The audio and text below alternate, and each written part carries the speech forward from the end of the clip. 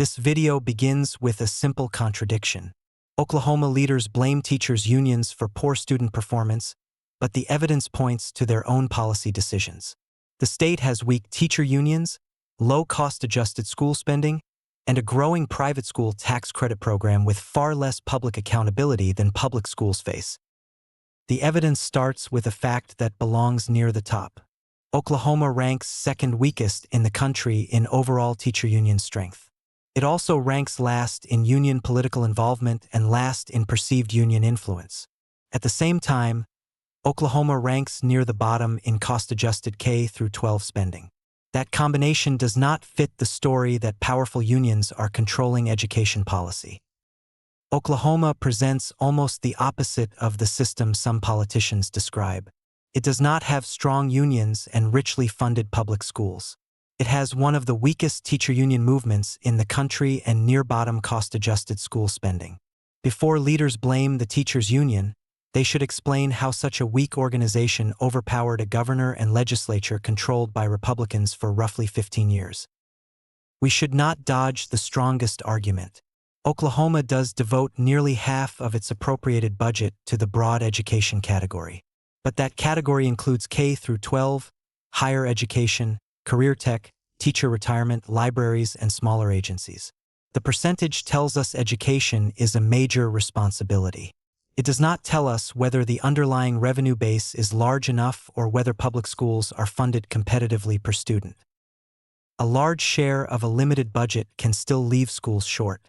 Oklahoma's state and local governments raise less revenue per resident than the national average. General revenue is about 16.5% lower, and state and local tax collections per resident are about 29% lower. Oklahoma's lower cost of living explains part of that gap, but not all of it.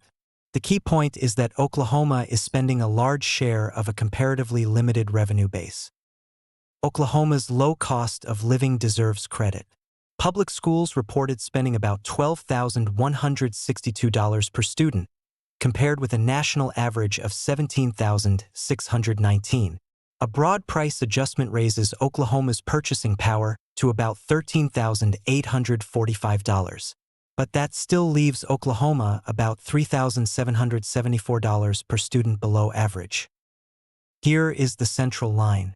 Oklahoma politicians may find it convenient to blame the teachers' union, but the evidence points instead to the policy decisions made by state leaders. Weak unions did not write the tax code. Weak unions did not write the appropriations bills. Weak unions did not create the private school tax credit or decide which accountability rules private schools could avoid. Governors and legislators made those choices. Before Oklahoma diverted public revenue into tax credits for private school tuition, it should first have determined how much public schools needed to provide the conditions most closely associated with academic success.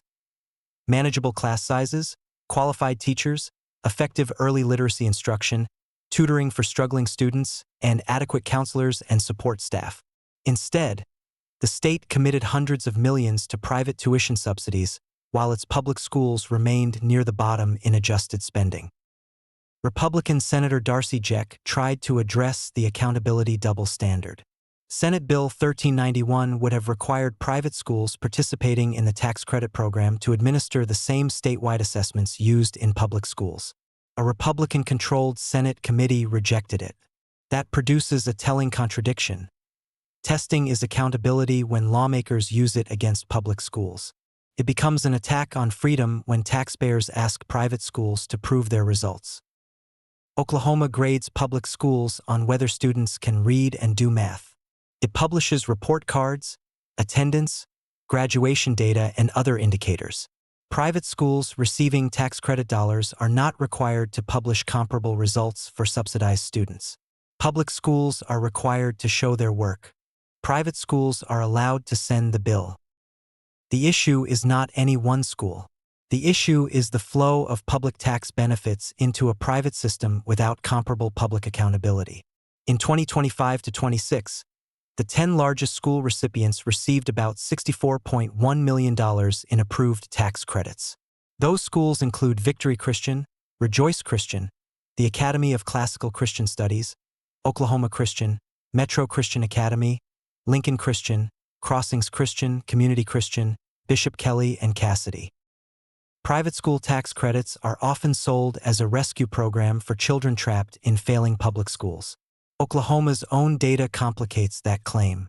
For the 2025 to 26 school year, 39,242 students were approved.